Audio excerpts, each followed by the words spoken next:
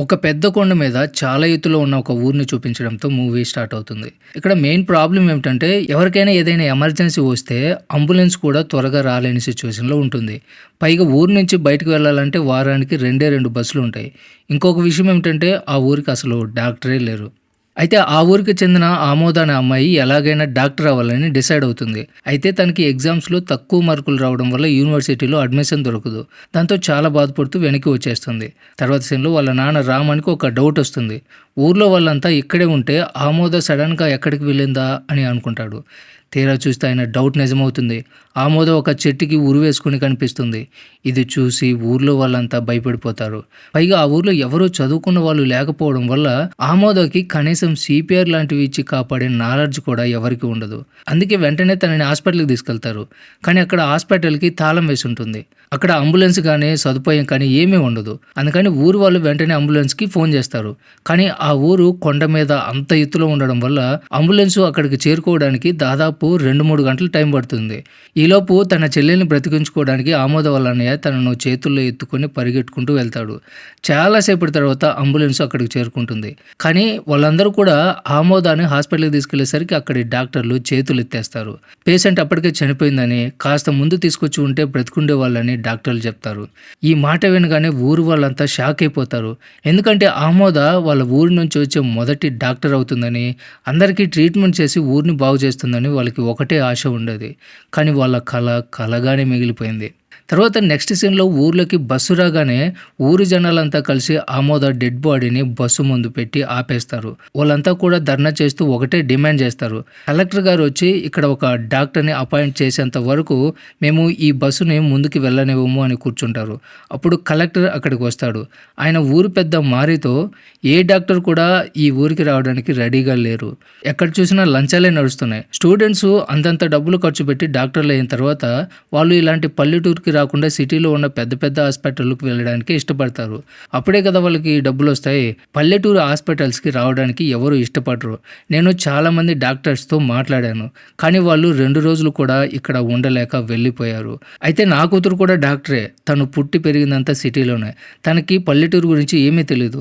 కానీ నేను తనని ఎలాగైనా ఒప్పించి ఒక వారం రోజుల పాటైనా ఇక్కడికి పంపించగలను. ఆ తర్వాత తనని ఒప్పించుకోవడం మీ బాధ్యతే. తనకి నచ్చేలా చూసుకుంటే తను జీవితాంతం ఇక్కడే ఉండిపోవచ్చు అని చెప్తాడు. ఇక్కడ కలెక్టర్ గారు ఉన్న నిజం చెప్పడమే కాకుండా వాళ్ళకి ఒక మంచి సొల్యూషన్ కూడా ఇచ్చేశాడు. దీంతో ఊరి జనమంతా కలెక్టర్‌కి థాంక్స్ చెప్తారు.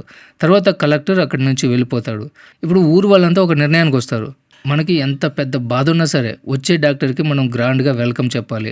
అవన్నీ చాలా బాగా చూసుకోవాలి. అంటే ఆవిడకి ఎలాంటి ప్రాబ్లమ్ రాకుండా చూసుకోవాలి. అప్పుడే ఆ డాక్టర్‌కి ఇక్కడ ఉండడం నచ్చుతుంది. మనతో బాగా కలిసిపోతుంది. ఇంకా ఇక్కడి నుంచి వెళ్ళాలన్న ఆలోచన ఆవిడకి రాకూడదు అని డిసైడ్ అయిపోతారు. సో ఇప్పుడు వీళ్ళు చేతనైనంత వరకు వాళ్ళకి ఉన్న వాటితోనే ఆ డాక్టర్‌కి స్వాగతం పలకడానికి అన్నీ రెడీ చేస్తారు. కట్ చేస్తే నెక్స్ట్ సీన్‌లో అక్కడికి డాక్టర్ వస్తుంది. ఆవిడ పేరు శోభన. శోభనాని చూడగానే ఊర్లో వాళ్ళు ఈవిడ డాక్టరా లేక మోడలా? ఈవిడ ఇక్కడ ఉంటుందనే నమ్మకం మాకైతే లేదు అని అనుకుంటారు. కానీ ఏదేమైనా సరే ఆ డాక్టర్‌ని ఇక్కడే ఉంచాలనేది వాళ్ళ మెయిన్ టార్గెట్. అందుకే ముందుగా స్వాగతం చెప్తూ ఆవిడ మెడలో పూలదండ వేస్తారు. కానీ శోభన దానికి వద్దని చెప్తుంది. ఎందుకంటే ఆవిడకి అదంతా చాలా వింతగా అనిపిస్తుంది. ఆ తర్వాత ఊరి జనాలంతా కలిసి శోభనకి తన గదిని చూపిస్తారు. అది చాలా చిన్నదిగా ఉంటుంది. దాంతోపాటు శోభనకి భోజనం చేయడానికి ఏమిష్టమో అని కూడా అడుగుతారు. కానీ దానికి శోభన ఏవేవో పేర్లు చెప్తుంది. ఆ ఫుడ్ ఐటెమ్స్ పేర్లు ఊరి వాళ్ళు వాళ్ళ లైఫ్‌లో ఎప్పుడు కూడా విని ఉండరు. అప్పుడు శోభన వాళ్ళతో మీరేం కష్టపడకండి నేనే మేనేజ్ చేసుకుంటాలే అని చెప్తుంది. తర్వాత రాత్రి శోభన నిద్రపోతున్నప్పుడు సడన్‌గా వాళ్ళ ఇంటి బయటికి ఒక పులి వస్తుంది. అది చూసి ఆవిడ భయపడిపోతుంది. గట్టిగట్టిగా అరుస్తూ ఊరి జనాల్ని పిలుస్తుంది. అందరూ వెంటనే అక్కడికి చేరుకుంటారు. ఆ పులిని తరిమేసిన తర్వాత వాళ్ళు శోభనతో చూడమ్మా మీకు ఎలాంటి ప్రమాదం జరగకుండా ఇకపై రోజు మేమంతా మీ ఇంటికి కాపలా ఉంటాం అని చెప్తారు. అది విన్నాక శోభనకి కొంచెం రిలీఫ్ వస్తుంది. తర్వాత నెక్స్ట్ సీన్‌లో శోభన ఆ ఊర్లో మూసేసి ఉన్న హాస్పిటల్‌ని ఓపెన్ చేస్తుంది. ఊర్లో ఎవరికి ఏ ప్రాబ్లమ్ ఉన్నా సరే వాళ్ళందరికీ ట్రీట్మెంట్ చేయడం స్టార్ట్ చేస్తుంది. అయితే ఆవిడ పేషెంట్స్‌ని చెక్ చేసేటప్పుడు కాఫీ తాగడానికి బాగా ఇష్టపడుతుంది. కానీ ప్రాబ్లమ్ ఏమిటంటే ఆ ఊర్లో ఎవరికీ కాఫీ చేయడం రాదు. అందుకే ఊరు పెద్ద కొడుకు మురుగన్ సిటీకి వెళ్ళి మరీ కాఫీ తీసుకొస్తాడు. ఇకపై తను అక్కడే ఉండి శోభన కోసం కాఫీ చేసే బాధ్యత తీసుకుంటాడు. శోభన ఆ ఊరి వదిలి వెళ్ళాలన్న ఆలోచన కూడా రాకూడదని మురుగన్ తన ఊరి కోసం సిటీలో ఉన్న తన షాప్‌ని మూసేయడానికి కూడా రెడీ అయిపోతాడు. తర్వాత నెక్స్ట్ రోజు ఒక పిల్లాడిని హాస్పిటల్‌కి తీసుకొస్తారు. పాపం ఆ బాబు చెట్టుపై నుంచి కింద పడిపోయి స్పృహ కోల్పోయి ఉంటాడు. కానీ శోభన వెంటనే ఆ బాబుకి సీపీఆర్ ఇచ్చి స్పృహలోకి తీసుకొస్తుంది. వెంటనే ట్రీట్మెంట్ స్టార్ట్ చేస్తుంది. ఆ బాబు పూర్తిగా కోలుకుంటాడు. ఇది చూసిన ఆ పిల్లాడు వాళ్ళ అమ్మ ఊరి జనాలతో ఆ రోజు మా ఆయన కూడా ఇలాగే కింద పడిపోయాడు. అప్పుడు మనకి డాక్టర్లు లేకపోవడం వల్ల ఆయన ప్రాణాలు పోయాయి. ఇప్పుడు నా కొడుకు కూడా అలాగే కింద పడ్డాడు. కానీ డాక్టర్ గారు ఉన్నారు కాబట్టి నా కొడుకుని బ్రతికించారు. అందుకే కదా మనం ఇన్నాళ్ళ నుంచి ఒక డాక్టర్ కావాలని అడుగుతున్నాం. దేవుడు మన మొర ఆలకించాడు. ఇప్పుడు ఎలాగైనా సరే మనం శోభన గారిని ఇక్కడే ఉంచుకోవాలి. ఆమెని వెళ్ళనివ్వకూడదు అని చెప్తుంది. తర్వాత అందరూ కలిసి మారీకి ఒక డ్యూటీ వేస్తారు. శోభనకి ఏమి ఇష్టమో కనుక్కోవడం, ఆవిడని చాలా జాగ్రత్తగా చూసుకోవడం మారీ బాధ్యత అనమాట. అప్పుడు మారీకి శోభన గారికి డ్యాన్సు, పార్టీలు అంటే చాలా ఇష్టమని తెలుస్తుంది. ఇంకేముంది, వెంటనే ఊరి జనంలో ఒక అబ్బాయికి అమ్మాయికి పెళ్లి సెట్ చేస్తారు. అందులో మంచి డాన్సు, పార్టీ అన్నీ అరేంజ్ చేస్తారు. శోభనకి కూడా కావాల్సిందే కదా. ఆ పార్టీ చూసి ఆవిడ చాలా హ్యాపీగా ఫీల్ అవుతుంది. ఆ పెళ్లి వాతావరణం కూడా ఆవిడకి బాగా నచ్చుతుంది. కానీ ప్రాబ్లం ఎక్కడొస్తుందంటే ఆ పెళ్లి చేసుకున్న అమ్మాయికి 18 ఏళ్ల కంటే తక్కువ వయసు అని ఆవిడకి తెలిసిపోతుంది. సో వెంటనే ఆవిడ ఆ పెళ్లిని ఆపేస్తుంది. అసలు అమ్మాయిల పెళ్లి వయసు రూల్ ప్రకారం 21 కదా. సరే 20నో 21 ఏదైతే అది మొత్తానికి మైనర్కి పెళ్లి చేయకూడదు కదా. ఊరి జనాలు కూడా దానికి వెంటనే ఒప్పుకుంటారు. వాళ్ళు శోభన ముందు ఒక ఒట్టేస్తారు. ఇకపై ఈ ఊర్లో ఏ మైనర్ అమ్మాయికి కూడా పెళ్లి చేయము, అసలు ఆలోచన కూడా చేయము అని మాట ఇస్తారు. అప్పుడు మళ్ళీ శోభన హ్యాపీగా ఫీల్ అయిపోతుంది. కట్ చేస్తే శోభన ఆ ఊరికి వచ్చి ఒక వారం రోజులు పూర్తయిపోతుంది. ఆవిడ అక్కడి నుంచి వెళ్ళిపోవడానికి వాళ్ళ నాన్నను ట్రాన్స్ఫర్ ఆర్డర్ అడుగుతుంది. కానీ వాళ్ళ నాన్న ఆవిడకి నచ్చజెప్పడానికి ట్రై చేస్తాడు. అమ్మా, నువ్వు ఇంకొన్ని రోజులు అక్కడే ఉండాలి, లేకపోతే ఆ ఊరి జనాలకు బాధ కలుగుతుంది అని చెప్తాడు. అది వినగానే శోభనకి బాగా కోపం వస్తుంది. నాన్న, నేను ఇక్కడ ఎలా ఉండగలను అని అంటుంది. అప్పుడు ఆవిడ దగ్గరికి రామన్ వస్తాడు. అతను శోభనతో, నేను ఇంతకుముందు ఇక్కడే ఎరువులు అమ్మేవాడిని, కానీ అందులో ఒక రకమైన కెమికల్ కలపడం వల్ల పంటలు పాడవడమే కాదు, జనాలకి కూడా జబ్బులు వచ్చేవి. అప్పట్లో ఇక్కడ ఉన్న డాక్టర్ గారు నన్ను ఆ ఎరువులు వాడొద్దు అని చాలాసార్లు చెప్పారు, కానీ నేను వినలేదు. నేను చేసిన ఆ తప్పు వల్లే నా భార్య, అలాగే ఊర్లో కొంతమంది ప్రాణాలు కోల్పోయారు. తర్వాత నేను ఆ డాక్టర్ గారికి సారీ చెప్తామని వెళ్తే అప్పటికే ఆయన చనిపోయారని తెలిసింది. నాకు ఆ విషయం ఎంత పశ్చాత్తాపాన్ని మిగిల్చిందంటే నా ఆస్తి మొత్తం అమ్మేసి మరీ ఆ హాస్పిటల్ని కట్టించాను. కానీ ఏ డాక్టర్ కూడా ఇక్కడికి రావడానికి ఇష్టపడరు. ఎందుకో నాకు తెలియదు. అందుకే నేను 2 చేతులు ఎత్తి దండం పెడుతున్నాను. దయచేసి ఒకసారి ఈ ఊరు గురించి ఆలోచించండి. నేను మిమ్మల్ని ఇక్కడే బలవంతంగా ఉంచలేను, కానీ ప్లీజ్ ఒకసారి ఆలోచించండి అని చెప్పి రామన్ అక్కడి నుంచి వెళ్ళిపోతాడు. ఇది విన్న తర్వాత శోభనకి చాలా బాధేస్తుంది. నేను ఇక్కడే ఉండాలేమో అని ఆవిడికి అనిపిస్తుంది. ఇప్పుడు రామన్కి చాలా రోజుల నుంచి హెల్త్ బాగోలేకపోవడంతో శోభన అతన్ని హాస్పిటల్కి తీసుకొచ్చి చెకప్ చేస్తుంది.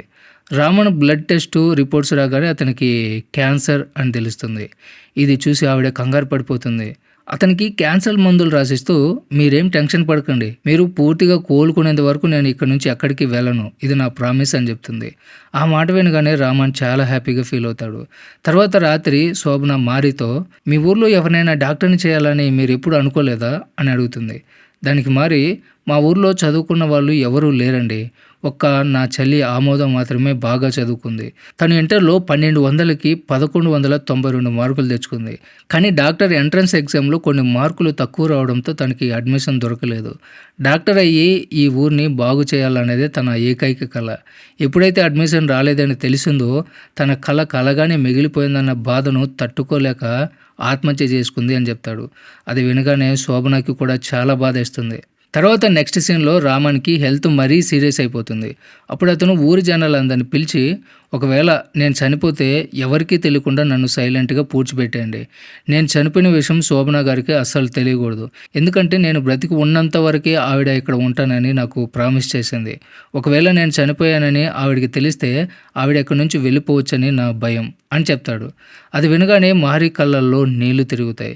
ఏదేమైనా సరే నాన్న, నేను శోభన గారిని ఇక్కడే ఉంచేలా నా వంతు ప్రయత్నం చేస్తాను అని తన తండ్రికి మాటిస్తాడు. ఆ మాట వినగానే రామన్ ప్రాణాలు వదిలేస్తాడు. ఊరి జనాలు ఎలాంటి ఆచారాలు లేకుండా అతన్ని పూడ్చిపెడతారు. ఈ బాధతో మారీ లోపల చాలా బాధపడిపోతాడు. అప్పుడే మారీకి వాళ్ళ బాబాయ్ లక్ష్మణ్ కనిపిస్తాడు. ఈ లక్ష్మణ్ ఎవరో కాదు, రామన్కి కవల సోదరుడు, అంటే ట్విన్ బ్రదర్స్ అనమాట. రామన్ చనిపోయాడన్న విషయం శోభనకి తెలియకూడదని మారీ వాళ్ళ బాబాయ్ని అచ్చం వాళ్ళ నాన్న గెటప్లోకి మార్చేస్తాడు. తర్వాత సీన్లో శోభన రామన్ని టెస్ట్ కోసం హాస్పిటల్కి రమ్మని పిలుస్తుంది. అందుకని రామన్ ప్లేస్లో లక్ష్మణ్ని అక్కడికి పంపిస్తారు. కానీ ఆ టెస్ట్ రిపోర్ట్స్ రాగానే క్యాన్సర్ లాస్ట్ స్టేజ్కి చేరుకుందని, ఇంకా దానికి ట్రీట్మెంట్ చేయడం అసాధ్యమని తెలుస్తుంది. అంటే ఇక్కడ లక్ష్మణ్కి కూడా క్యాన్సర్ ఉందన్నమాట, అది కూడా లాస్ట్ స్టేజ్లో. అందుకే శోభన ఈ క్యాన్సర్ లాస్ట్ స్టేజ్ గురించి మారికి చెప్తుంది. అది వినగానే మారి చాలా బాధపడతాడు. వాళ్ళ నాన్న తర్వాత తనకున్న ఒకే ఒక ఆధారం వాళ్ళ బాబాయ్ మాత్రమే అని చెప్పి లక్ష్మణ్ని చాలా జాగ్రత్తగా చూసుకోవడం మొదలు పెడతాడు. కానీ పాపం అతని రాత సరిగ్గా ఉండదు. కొన్ని రోజులకే వాళ్ళ బాబాయ్ కూడా ప్రాణాలు కోల్పోతాడు. ఇదంతా చూస్తున్న ఊర్లోని ఒక వ్యక్తి శోభన దగ్గరికి వెళ్ళి అసలు నిజం మొత్తం చెప్పేస్తాడు. ఇప్పుడు చనిపోయింది రామన్ కాదు, లక్ష్మణ్. రామన్ ఎప్పుడో చనిపోయాడు. మీరు ఎక్కడ ఈ ఊరు వదిలేసి వెళ్ళిపోతారని రామన్ చనిపోయిన విషయాన్ని మేమంతా కూడా మీ దగ్గర దాచాం. కానీ ఇప్పుడు చూస్తుంటే ఆ దేవుడు కూడా మాకు సపోర్ట్ చేయడం లేదనిపిస్తుందని బాధగా చెప్తాడు. ఈ నిజం తెలియగానే శోభన కూడా బాగా ఎమోషనల్ అయిపోతుంది. తర్వాత తెల్లారగానే శోభన ఊర్లో జనాలందరిని పిలిచి, నేను ఇక్కడ ఉండాలని ఎంత అనుకున్నా సరే ఉండలేను. ఎందుకంటే నాకు పెళ్లి ఫిక్స్ అయిపోయింది. నేను ఖచ్చితంగా అక్కడికి వెళ్ళాల్సిందే. దాన్ని నేను ఆపలేను. అందుకే నేను మిమ్మల్ని బ్రతిమలాడుకుంటున్నాను. నా వల్ల మీరు పడ్డ కష్టాలన్నీ నా మీద ఉన్న అప్పుగా భావించండి. ఎందుకంటే ఇక్కడి నుంచి వెళ్ళడం తప్ప నాకు వేరే దారి లేదు అని చెప్తుంది. అది వినగానే ఊరి జనాలంతా చాలా డల్ అయిపోతారు. బహుశా ఇంకా శోభనను ఆపడం కష్టమని వాళ్ళకి అర్థమైపోతుంది. వాళ్ళు చేయాల్సిందంతా చేసేశారు. ఒకవేళ శోభన మన ఊరి అబ్బాయినే పెళ్లి చేసుకుంటే తను ఇక్కడే ఉండిపోయే ఛాన్స్ ఉంది కదా. అందుకే శోభనకి నచ్చేలా ఉండే ఒక అబ్బాయిని మనం వెతకాలి అంటాడు. అప్పుడు మురుగను, ఏ అమ్మాయినైనా ప్రేమలో పడేయాలంటే మినిమం రిక్వైర్మెంట్ ఒక అందమైన మొహం ఉండాలి కదా, మరి అది మనం ఎక్కడి నుంచి తీసుకొస్తామంటాడు. తర్వాత ఇంకా కుర్రాళ్ళతో, మీలో ఎవరైనా సరే శోభనాన్ని పెళ్లికి ఒప్పిస్తే మా నాన్న నాకు ఇచ్చిన పొలాలన్నీ మీకు రాసిచ్చేస్తాను. ఎందుకంటే నేను ఎలాగూ అందంగా లేను కాబట్టి శోభన నా ప్రేమలో పడదు కదా అని చెప్తాడు.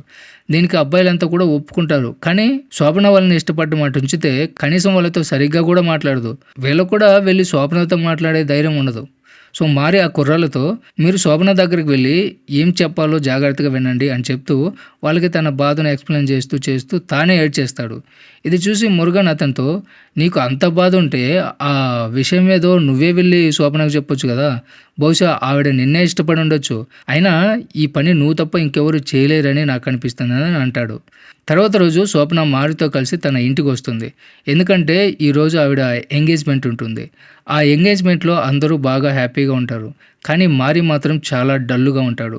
అతను కూడా శోభనతో తన మనసులో మాట చెప్పడానికి ధైర్యం చేయలేకపోతాడు. తర్వాత ఎంగేజ్మెంట్ అయిపోయిన తర్వాత శోభన మళ్ళీ ఊరికి తిరిగి వస్తూ ఉన్నప్పుడు దారిలో ఆవిడకి ఊర్లో ఉండే ఒక మహిళ దగ్గర నుంచి ఫోన్ వస్తుంది.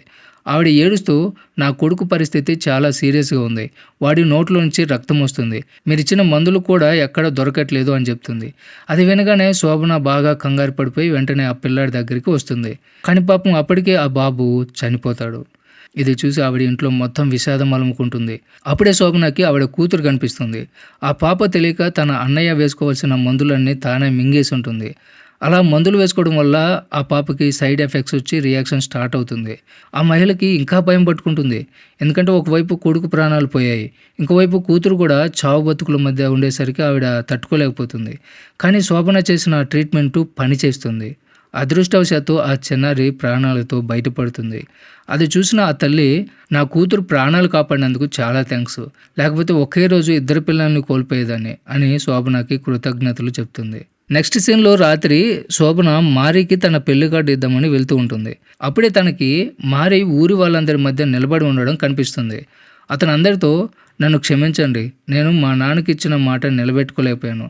రేపు శోభన ఇక్కడి నుంచి వెళ్ళిపోతుంది, ఎందుకంటే రేపు ఆవిడికి పెళ్ళి, మనం ఆవిడ్ని ఆపలేకపోయాము అని బాధగా చెప్తాడు. అప్పుడు ఊరి జనాలు, నువ్వు ఏడవాల్సిన అవసరం లేదు, మనమందరం మన వంతు ప్రయత్నం పూర్తిగా చేశాము. మురుగన్ తన షాప్నే వదిలేసుకున్నాడు. మనం ఎప్పుడు పేర్లు కూడా వినని వంటలన్నీ కూడా ఆమెకి చేసి పెట్టాం. ప్రతి పని శోభన కోసమే చేశాం. కానీ ఈరోజు ఆవిడ వెళ్ళిపోవాలని డిసైడ్ అయింది కాబట్టి వెళ్ళనివ్వు. మన తలరాతలను ఆ దేవుడే రాయాలి అని అంటారు.